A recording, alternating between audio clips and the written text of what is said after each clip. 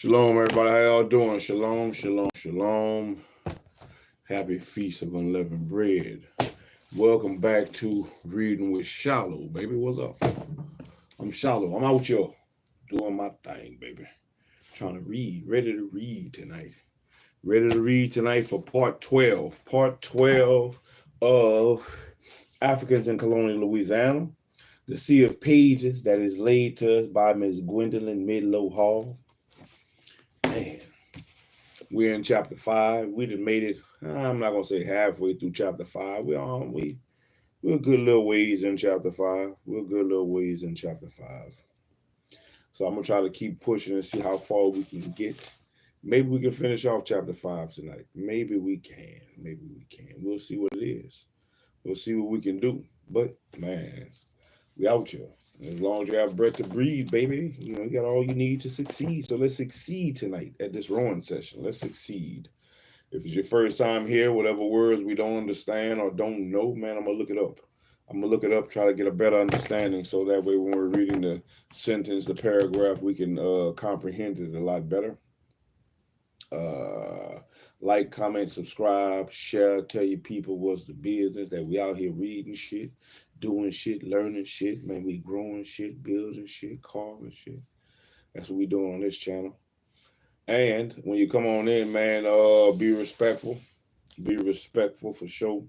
Leave a comment in the chat so I can know the chat is working. And let's move forward, man. Likes help. Likes help the channel to grow, as well as the subscribing. But likes definitely help the channel to grow. So we got the routine that we're trying to build, a habit, a better habit of work your body, work your mind, work your body. I've been doing jumping jacks. I ain't gonna do no jumping jacks tonight. No jumping jacks tonight. We're gonna go at it light. We're gonna go at it kind of light tonight. Kind of light tonight, man. So we're gonna read about an hour. We're gonna go at it light a little bit, read about an hour. We're gonna do 2 workout at the front and workout at the back. 2 things, and then we'll call it a night. We're gonna call it a night, and then hopefully get up early enough tomorrow where we can go ahead and do rise and scripts in the morning and pick back up in the book of Judith where we left off earlier today, man. Ah, man. So let's get it in, man. I'm gonna do 50 things. I'm gonna do 50 things. Well, at least that's the plan. 50. We're gonna see. 50 things. So at least I've done 100. At least I would have done 100 by the time we get done. I'm gonna grab my weights, man. 50 things. I feel like working my chest a little bit. 50 things.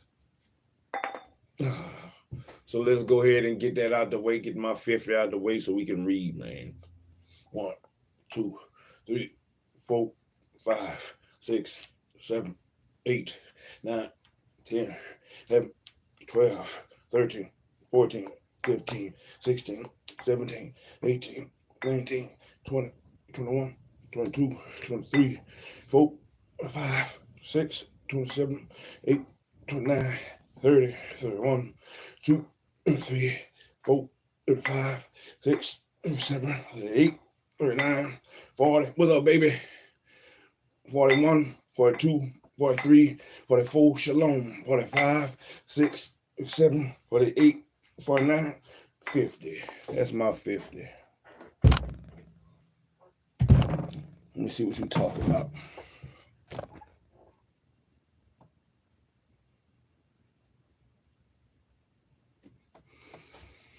Hey, shalom, shalom, Cora. What's the business? Welcome, welcome. It's all gravy, man. It's all gravy. We done did our exercises. We done worked our body. So let's go ahead and get the book reading going. Let's get that going so we can get it out the way tonight, man. It's gonna be an early night for me. It is not no 3 o'clock in the morning night. 3 o'clock in the morning. But boys sleep, and while the boys sleep, we can go ahead and get some reading done. And while I'm up and it's still early, we can go ahead and get some reading done. We're going to pick back up. This is part 12. Part 12 of Africans in Colonial Louisiana by Ms. GWENDOLYN MIDLO Hall. Part 12. We're about almost halfway through chapter 5. Almost halfway through chapter 5. So let's go try to finish. Let's try to finish to see how far we can get in chapter 5. Maybe we can finish it off. Maybe. We'll see how well I read tonight. We'll see how well I read tonight. It'll be good to finish it off. We got about that much. We got that much to go to finish off chapter 5. And let's pick up and see what Miss GWENDOLYN MIDLO Hall has to say.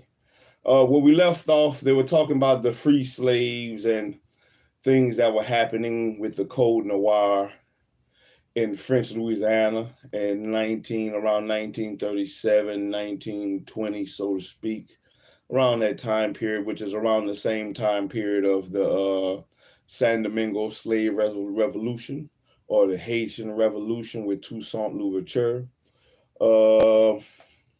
They were talking about the rice and the slaves that they imported to work the rice fields or to build rice fields and work them. But they had to make way for the swamp, and they were rebuilding these things often due to the floods that was happening down in the Mississippi River Valley. So, pick up where we left off. In early New Orleans, then, being black did not seriously mean being a slave, nor was whiteness associated with prestige and power. And the first African slaves arrived simultaneously with the rejects of the French society, who had been deported to Louisiana.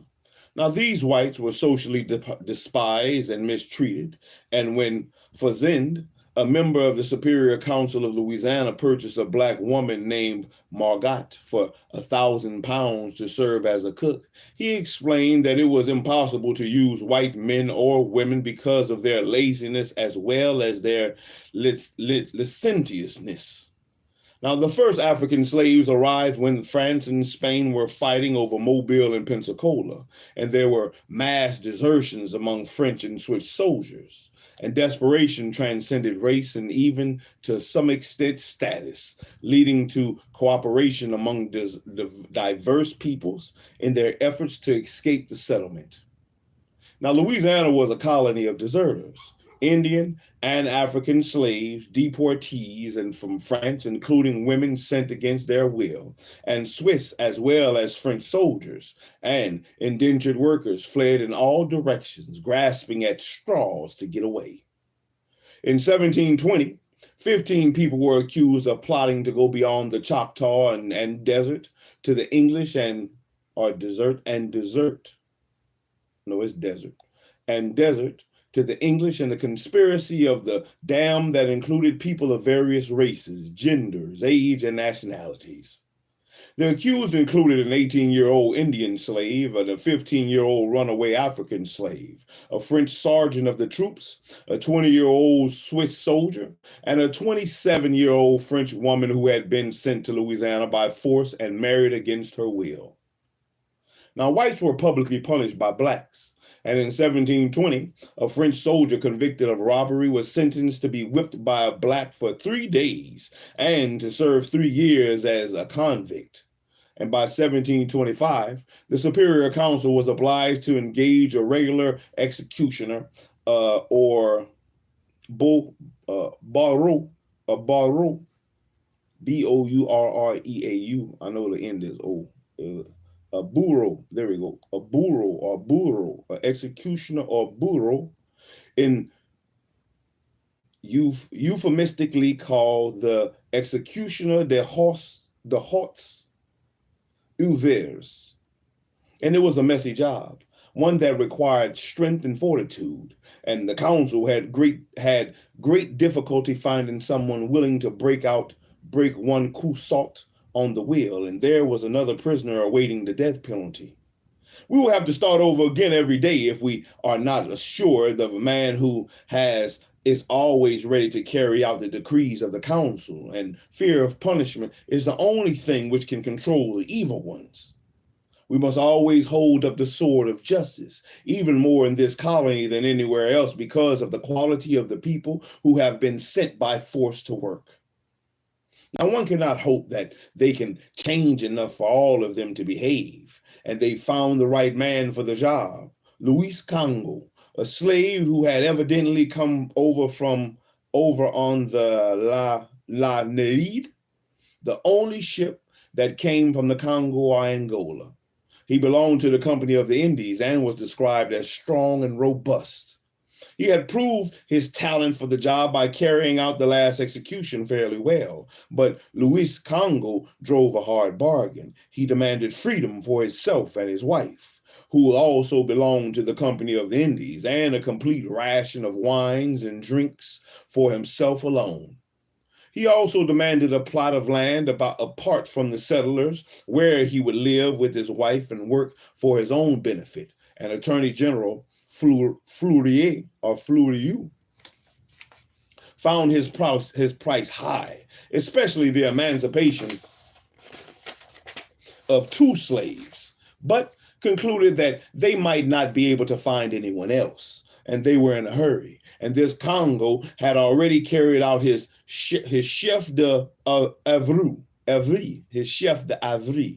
and Fleurieu suggested that they accept his conditions and locate him near the city so he could be available at all times to perform his duties.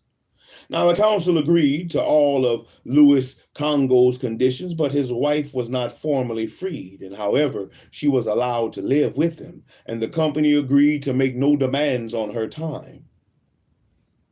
Now, Louis Congo's life was inevitable. Let me see if I'm pronouncing that shit right. Unenviable. I guess nobody wanted it. He wasn't very enviable. Unenviable.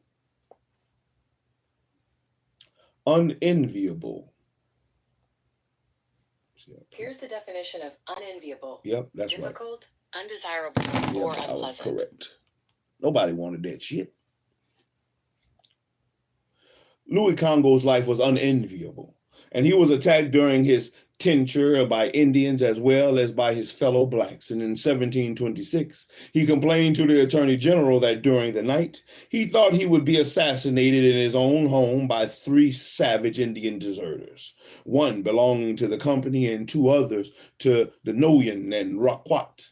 And Louis Congo was still in office a decade later when he complained that he was assaulted by 2 blacks near the King's plantation. One of the men was a runaway slave owned by Augustin Languis, and they left behind a torn blanket and 1 old coat. Now, Louis Congo stated that his life would be secure or would not be secure if such assassins were tolerated, and asked that an investigation be made and his attackers dealt with according to law.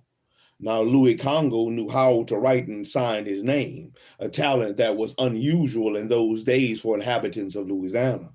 And the Company of the Indies could not keep the African slave at the bottom of a rigid hierarchical society.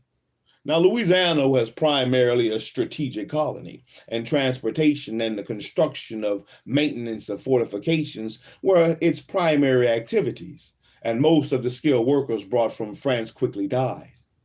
Those who survived charged very high fees, and in 1720, the Council de Commerce of Mobile purchased a blacksmith from Benneville because of the enormous sums charged by private individuals for this trade.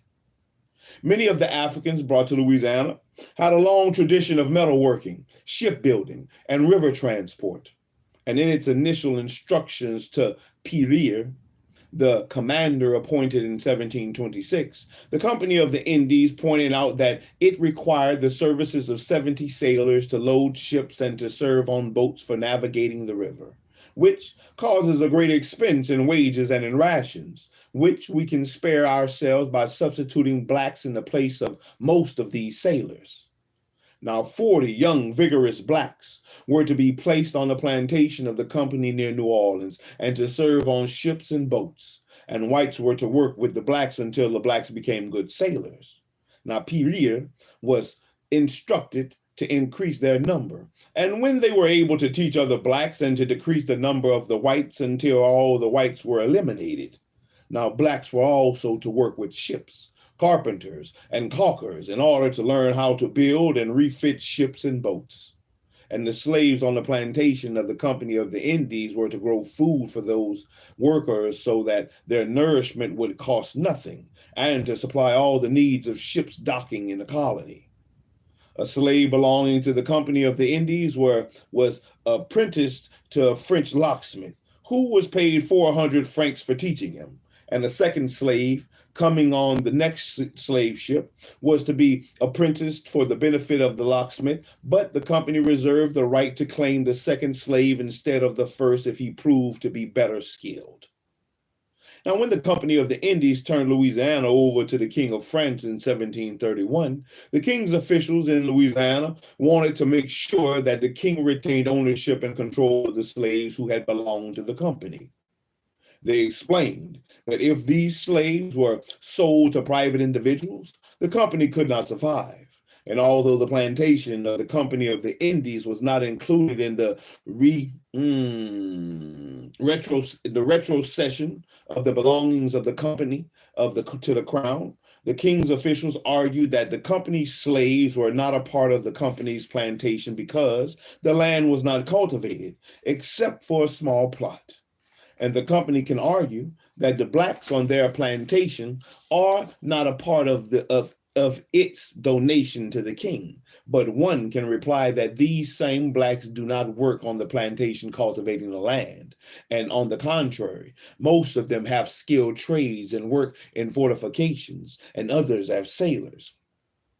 Not one is attached to the plantation cultivating the land. And these officials went on to explain in detail the occupations of these slaves. Some of them worked with the corpses of soldiers guarding New Orleans, and others had been stationed for a long time at Belize. And they had always worked on fortifications, and they also went up the river to get fresh water for the garrisons. Now these served on the pirogues and the rowboats that came and went between Belize and New Orleans, and bringing food and other supplies to the garrison. Now, some of them served at the Fort Natchez and some at Mobile.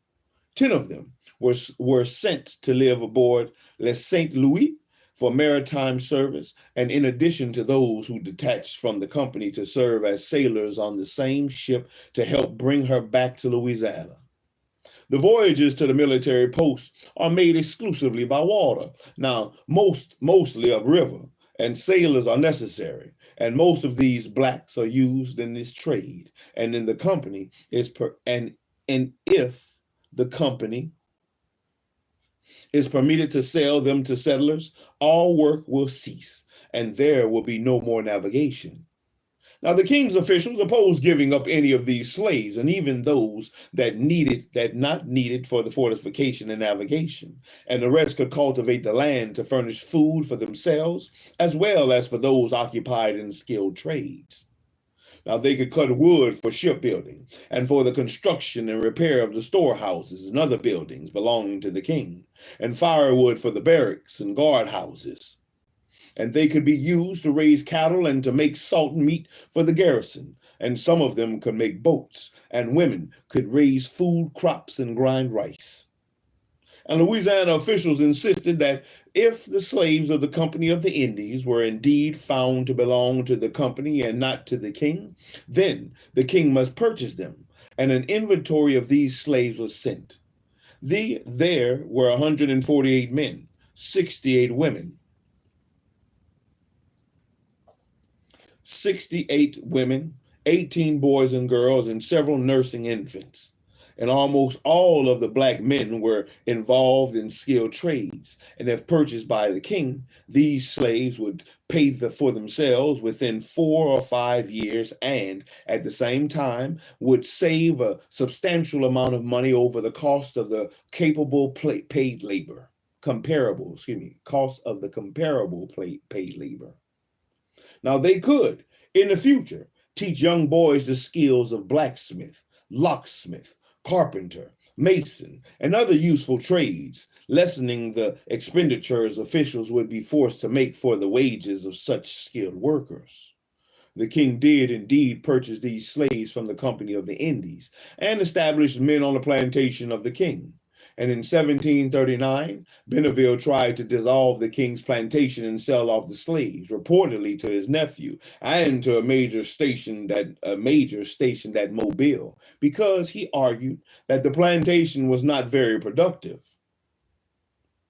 Now, the ordinator Salmon argued strongly against this move. And it is true that the king does not get much use from the land except for firewood, which several black men and women collect when they are not making voyages, and for some corn, which the black women plant for their subsistence, which only reduces the amount of money spent on these items, because we are obliged, in addition, to purchase firewood and food.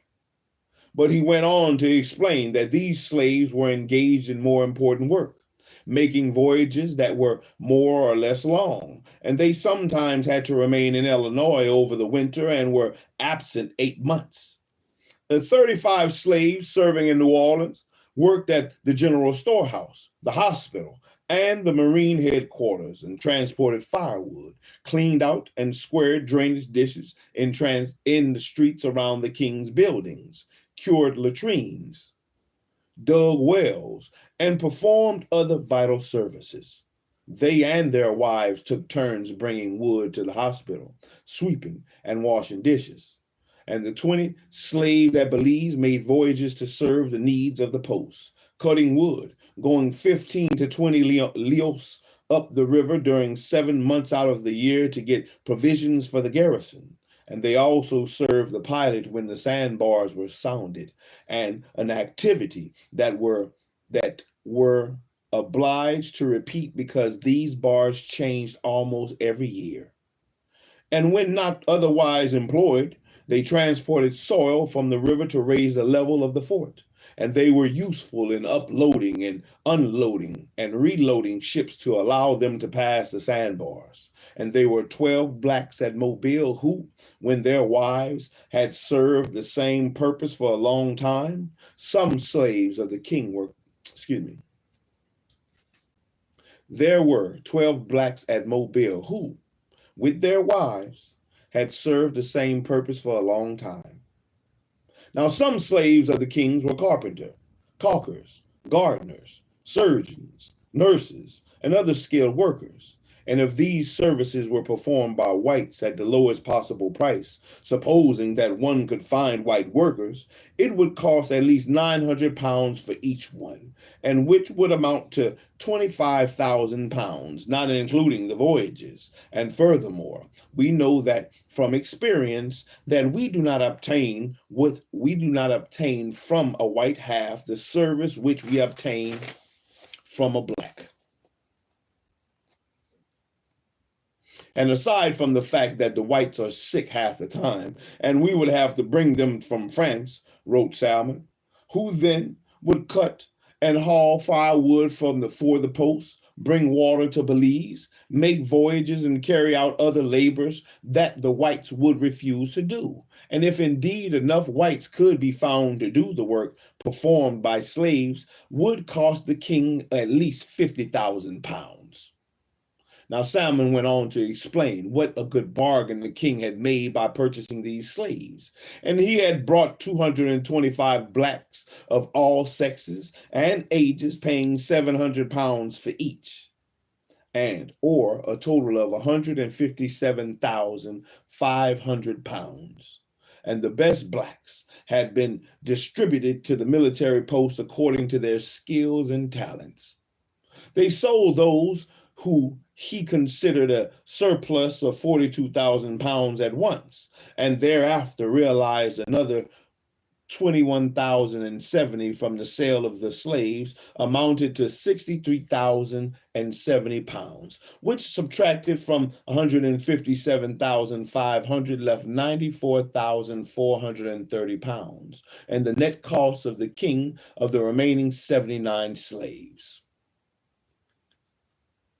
The parents of these slaves were not Creoles, wrote Salmon, and he did not know that their exact age, but they were approximately 30, 35 or to 50 years old. And I can assure you that those who remained are the elite, and only the lazy ones and the runaways were sold. And I even sent them to Illinois to be sold, being unable to get rid of them here. And Salmon concluded that Benneville was advising the king to sell these slaves because he and his friends wanted to get their hands on them. Now, Monsieur, having entrusted me with the interest of the colony, I never thought that M. de Benneville would have offered this advice. And he knows as well as I do that the service could not be carried out without them. And even supposing that one is in the position to employ whites, which would be a serious setback. Now, 12 years later, Governor Vaudreuil wrote that while most of the blacks of the king, especially the men, were quite old and sick, they were very useful and are never absent. And these useful old blacks were distributed to all the military posts and serving as laborers to the storehouses. And they could only spare one black to place in each boat on all the convoys to relieve the owners on their difficult voyage and evidently to give advice about navigating the treacherous waters. Now, it was the soldiers, up to 24 on each boat, who rowed, and the soldier were given a little bonus in accordance to the distance they had to row. Now, the blacks served all year round at the storehouses in New Orleans and Mobile, and they uploaded the ships of the king. And in a word, they were constantly occupied with service. And they are caulkers and carpenters, whom M. Mitchell has placed in the workshops, as well as a few young people who are being taught useful trades. Now, the women are also employed in the post uploading vessels and other ships and cleaning the storehouses and cultivating a little rice or garden crops for their own use, patrolling the king's warehouses and other buildings and performing all other labor useful to the service. But there were too few and too old. And instead of selling them, Vaudreuil recommended that His Majesty should renew them little by little with young people so that this work gang, which was indispensable to the king, could be sustained and strengthened. And the king's slaves saved the colony at least 100,000 livres, which they would have had to pay otherwise to skilled workers and day laborers, who were very expensive. It was not until 1760, as France was preparing to abandon Louisiana, that these slaves of the king were sold. Now, but it was not only the slaves of the king who were skilled workers. Joseph Doudrel de Villars, a pivotal figure in developing the economy of French Louisiana, was the richest man in the colony. And there is evidence that his success was due to a great extent to his ability to tap the African slaves' technological knowledge and how to dam and control the waters of the river and the bayous, create rice paddies, cultivate and process rice, and process indigo, as well as their skills in working metals in order to develop machinery and inventions useful to the colony. Now, Doudrel, a native of Dijon, left from La Rochelle for Louisiana in 1718, accompanied by his wife and 2 children, and some carpenters, coopers, joiners, a tailor, and a shoemaker, and some laborers.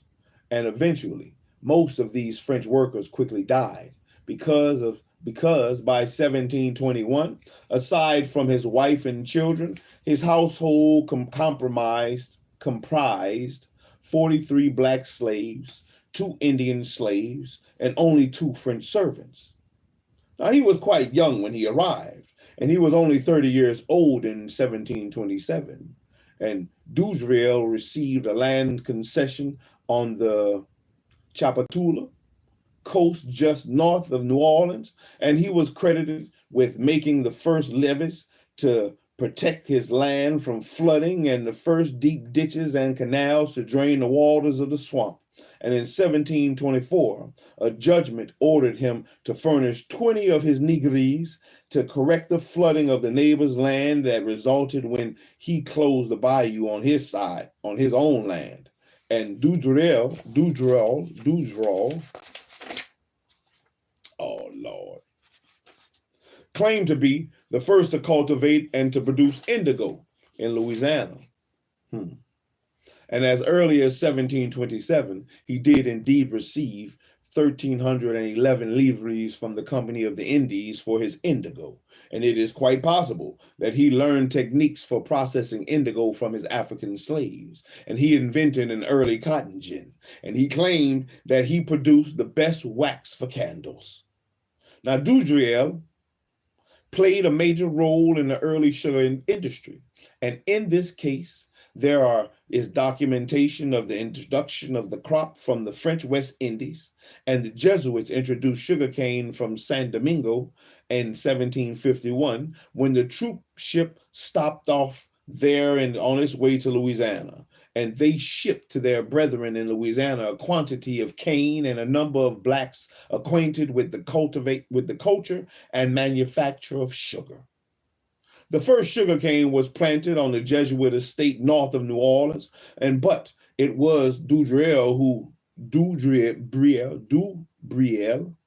my bad.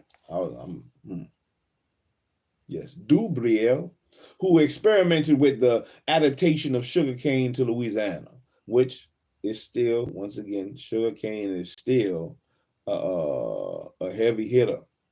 It's still a heavy hitter here, just like rice is. Still heavy hitters in both exporters from Louisiana. Now, he developed the techniques of covering the cane so that it would not freeze over the winter. And he established the first sugar mill. And although Etienne de Bory has been credited with commercializing sugar production in Louisiana, it was in 1795, as early as 1763, Bory contracted with one Boudon to remain on his estate for 3 years to operate his sugar mill and distillery and to teach two of Bory's slaves how to do so. But Doudrel's primary occupation was building contractor. And by 1734, he was describing himself as contractor of public works for the king. And in 1740, he rebuilt Belize, which had been destroyed by hurricanes. And he built a canal connecting Barataria with the Mississippi River to facilitate the extraction of cypress logs. It was Doudrel and his partner, Dalcourt, who organized the last slave trade expedition to Africa. And as we have seen, the African slave trade had ended with the arrival of Le Saint Louis in January of 1731. And before the Doudrel and Dalcourt slave trade voyage, many schemes were hatched to bring slaves from Africa. And in 1738, officials of colonists organized their own company to import African slaves, explaining the various means which you have had and have been good enough to attempt to introduce blacks into this colony have not at all succeeded due to the obstacles placed by the merchants of France. And we are determined to make an effort to produce and procure for ourselves through our own means the help of the blacks whom we need by forming a company among ourselves.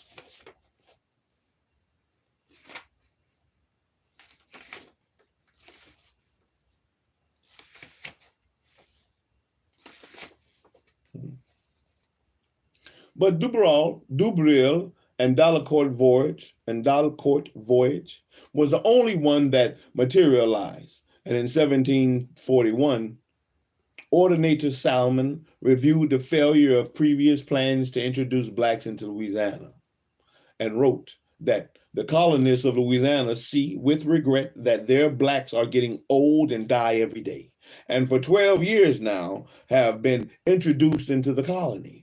And this depletion of blacks has engaged M. Dubriel, contractor of the King's Public Works, and M. Delacorte to petition your grandeur to support their initiatives with the Company of the Indies for their proposal to introduce 300 blacks. Now, Dubriel and Delacorte purchased Le Saint Ursin, an 80-ton ship that left La Rochelle on March the 2nd of 1743.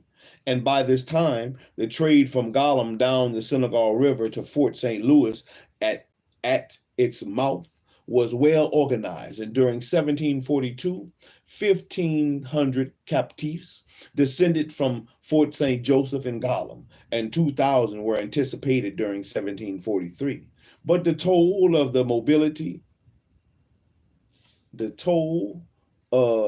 mortality, in the captiveries remained devastating.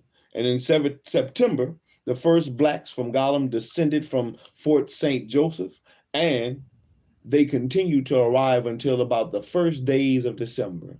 And they must be constantly removed because 200 or 300 of them died during the stay of 2 to 3 months at Fort St. Louis. Damn, man, it was just killing them off. 2 to 300 died within 2 to 3 months. We could take the high number, 300 in 3 months, man. That's 900. That's close to 1,000. That's close to 1,000 captives died within 3 months. Le Saint Ursin left Gorée on June 5th before the captives descended from Gollum, and part of its cargo came from Gambia. And the pilot wrote, "We had to await the trade from Gambia in order to be in condition to supply her this number of blacks, because unlike normal conditions, we found ourselves with many women and few men." And Le Saint Ursin embarked 220 captives and paid for them with 2,189 livres of tobacco, which the Senegal concession needed for its blacks. And the ship arrived in Louisiana on August the 25th, with 190 blacks remaining of the 220 it had embarked. It lost about a good 30. It lost a good 30. This last slave trade voyage to Louisiana under French rule was discouraging for its sponsors, and the colonists could not pay for the slaves in piastres, and they had sent their currency to France, and their harvest was not yet in, and only 23 slaves could be sold when the ship arrived. And Dubriel and Delacorte complained that they had to keep the slaves until the next harvest, assuming all the risk of theft and fire, and they had trouble collecting on those who were sold. For example, Bobet Descloseaux could not make a 29,260 livre payment for slaves bought from Dubriel and Delacorte at auction in September 1743 because of the depreciation of the currency. And evidently, Dubriel kept many of these slaves for himself, training them in a wide range of skills. And in 1743, Benneville reported that Dubriel had trained blacks in all kinds of trades and employed few French workmen. And in the 1746 estimated census, Dubriel was listed as the richest settler, owning 500 blacks, men, women, and children, whom he employs mainly on the public works of the king. And Dubriel had established plantations that were industrial as well as agricultural units, achieving near self-sufficiency. In 1748, 3 of his slaves were arrested and imprisoned on an accusation of theft, And one of them, an 18-year-old Creole named Louis, when asked his trade under interrogation, replied that he was a surgeon and that his master had made him learn surgery and that he went to the king's hospital to be instructed. And another accused slave was Joseph, and aged about 30, and he testified that he was of the Bambara nation, and he was likely brought over on the Le Saint Ursum in 1743 and picked up at Gambia. And when asked about another Dubriel slave who was imprisoned, he said that his name was Sari, or Sari, and that he was his comrade. And though they were of different countries, Dubriel complained bitterly in a petition to the council that his sawmill and his blacksmith shop were closed, suspending his cabinet making, and he was much in need of his surgeon to dress the wounds and to take care of the sick, and he insisted that his slaves were innocent and demanded their immediate return, and they were released to him pending further investigation. Now, Dubriel's estate was sold after his death in 1758, and aside from large amounts of machinery, tools, construction equipment, building supplies, and cabinet-making tools, there were 188 slaves listed, 93 men, 73 women, 21 children, and 1 infant. And there were 31 couples. Some sold with their children, and 8 mothers sold without husbands, but with children. And 1 3-generation family was sold together. About 1/3 of these slaves were listed under African names, and at least 15 years after many of them had been brought from Africa. Now, the skills of these slaves were not listed, and probably because this information was well known to their purchasers. And it is clear that many of the skilled workers on his estate, which had been re-Africanized from Senegambia in 1743, were Africans who reinforced the nations of the original contingent of slaves. Now, Dubriel's 6 grandchildren were reduced to poverty after his death, and their mother reported that they had gone into the forest where they share a life of savages in order to escape from the shame of their wretched state. Man. Now, Moularon was a Louisiana Afro-Creole folk hero, a Nigre Marron, a fugitive slave who feared nothing, and he ran away many times. And though he was always caught and brought back to his master, Moularon was frequently sung openly toward the end of the Civil War, when the slaves were sure of their freedom. And among Creole speakers to this day, someone who runs off is called a petit moron. Petit moron. If Moularon had lived during the 18th century, it is quite likely that he would not have been caught.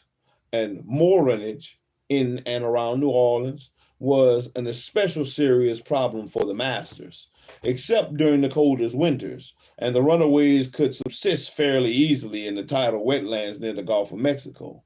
The area was rich in fish, shellfish, and game, and the runaways' cash needs and needs for arms and ammunition were satisfied through fishing, selling squared cypress logs to sawmill owners, and manufacturing the selling craft products. Now, runaway slaves from as far as north as Point Capit often headed for New Orleans.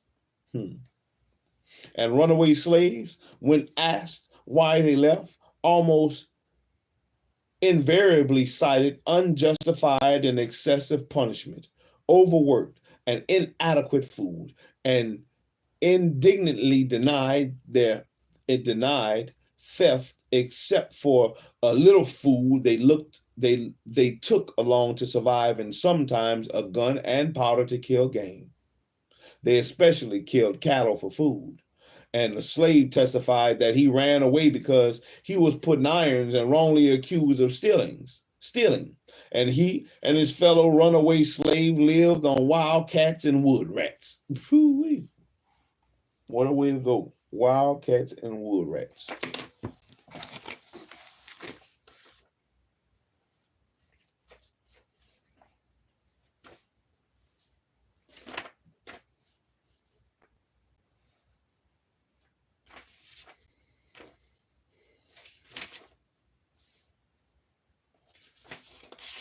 There we go.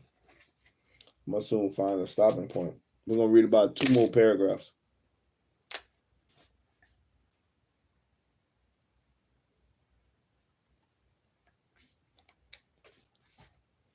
Runaways were usually well supplied with firearms and ammunition, an extension of conditions that existed among slaves on the estates, and hunting was a vital source of food in this famine-ridden colony. And slaves were often used for defense against Indian raiders, and when food was scarce, the slaves sometimes hunted the cattle of the masters, and masters were ordered to confiscate the guns, ammunition, and swords of their slaves, including the slave hunters, because complaints have been brought, and that in spite of the ordinance heretofore promulgated, their cattle are killed daily, and not only in the woods, but even in their pastures. And there is reason to believe that these thefts are committed by slave hunters or others from neighboring plantations who have arms that at their disposal. And a sale was held of the maroon cachet of arms in the fields of M. Dupac on the first German coast. One more. We got one more paragraph.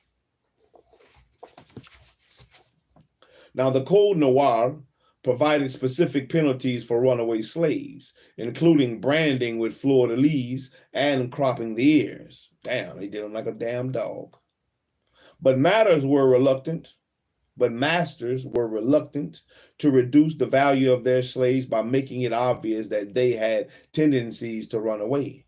And 2 runaway slaves belonging to Pierre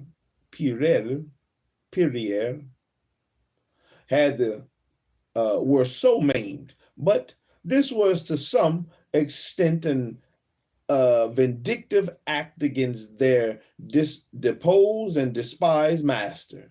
And runaway slaves were difficult to catch even when they remained in the sea, when their whereabouts were known, and when they were easily identified. One runaway slave who had been gone for a year was frequently seen around New Orleans, but no one apprehended him. And Sieur Lange,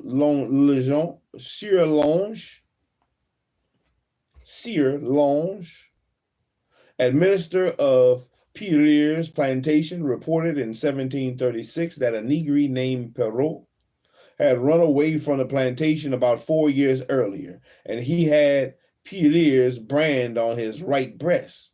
And Sieur Jacques Roquigny reported that in 1736, that 5 years earlier, he had owned a Negre named Rencontre, who had lost the little toe on one of his feet, but that he had not heard of Rencontre for 4 years. And Sieur Jean Prat, physician of the king, reported the theft of a gun and several other articles by the runway by a runway Negre owned by Madame Duville, midwife of the city, and asked that she pay for what the runaway stole. I think I'm gonna stop there.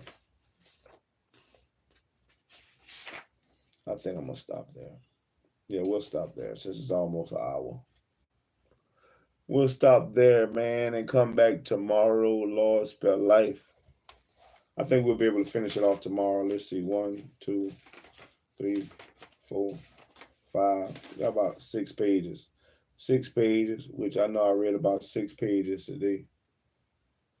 Maybe a little bit more than 6.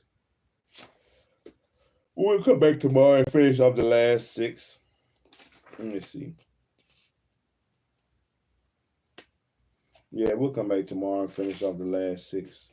This has been part 12 of Africans in Colonial Louisiana. We are our second session in chapter 5, French New Orleans, by GWENDOLYN MIDLO Hall. Oh, man. Definitely was some. They didn't want to give up them damn slaves. That's for damn sure. They was trying to keep them slaves for that work. They was trying to keep the price down. Man, anything for $1. Anything for $1. And Pierre, he sure was trying to. It sounded like he was trying to undercut the king.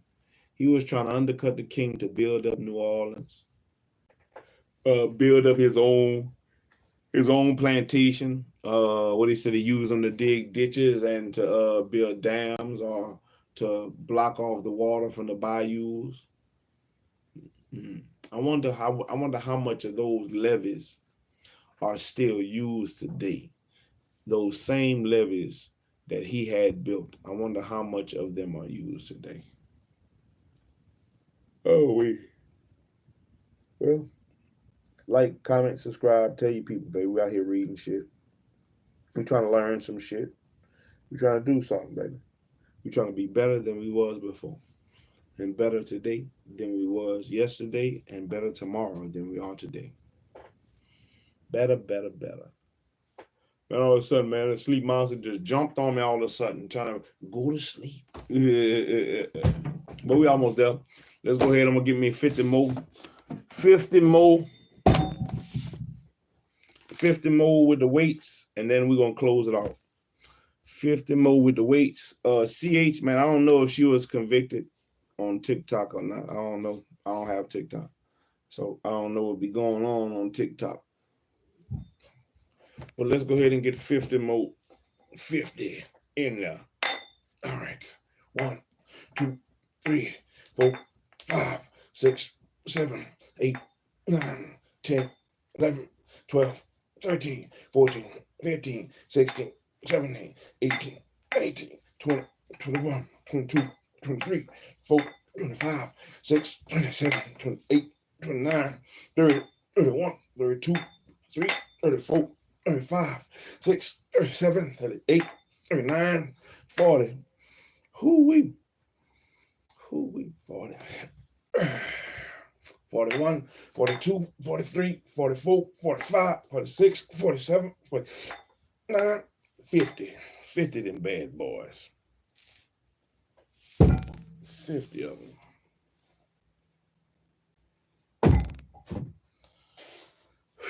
And we are done for the night, man. A little bit at a time. One session at a time. One session at a time, one book at a time, man. Here a little, there a little, line upon line, till we seek and find the treasures that has been left behind, exposing the lies and unearthing the truths, beating up these books and knocking their tooth loose, assassinating one book at a time, destroying worlds, hopefully helping to burn down the plantations that we have built up in our minds, so that way we can revolutionize ourselves and become better people, man. Change up our mindset, change up our thinkings. Hopefully it's something within any of the books that are read that we can use, apply to our lives. Help us to give the push maybe we may need. The push maybe you'll need. Because as long as you have breath to breathe, baby, we have all we need to succeed is in there. We got it. We got what we need. We just need to succeed. We just need to do so. We just need to do so and be better examples for those that's coming after us, and be better for ourselves, period. Be better for ourselves, period. So this has been, once again, part 12. Part 12 of Reading with SHILO. Part 12 of Africans in Colonial Louisiana. We got one more session to finish off chapter 5, so we can move on to chapter 6. And I think by the time we get to chapter 7, though, we'll definitely be probably halfway. Maybe. Excuse me, maybe. It might not be halfway until we get to damn chapter 8. But we'll see. I think chapter 7. I think once we get to chapter 7, we'll be halfway through the book. Halfway through the book. But we're making some headway. We're making some headway now. We getting in there. Yeah, get in now. So, man, till next time, check it out. If you want to go back, like I said, this was part 12. There's 11 other parts. There's 11 other parts to this book. If you want to go ahead and try to catch up, do some late night viewing and catch up on the other chapters, chapters 1 through 4 or 1 through 5, and see what we're talking about, see what's going on with Miss Gwendolyn MIDLO Hall. If not, catch me on the next go round. I hope all y'all have a wonderful night. Shalom, everybody. Shalom, shalom, shalom. Happy feast of unleavened bread. Shalom. I'll catch y'all on the next go round. I'm out, y'all. Shalom, man. Shalom out. Appreciate the likes as well, man. Appreciate the likes. It definitely helps the channel to grow. Keep them coming. Thank you.